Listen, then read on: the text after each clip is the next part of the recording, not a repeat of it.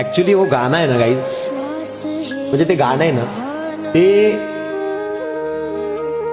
वेगळंच आहे.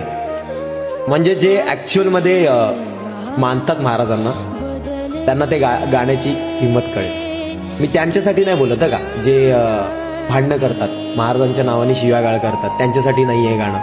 जे ऍक्च्युली महाराजांचे आदर्श समोर ठेवतात, रूल फॉलो करतात आणि मानतात, त्यांना हे गाणं ऐकलं ना तर त्यांचं हृदय नक्की भरून येईल. खूप मोठं म्हणजे ज्यांनी बनवलंय गाणं त्यांनी खूप जबरदस्त बनवलंय. गाण्याला खूप अर्थ आहे.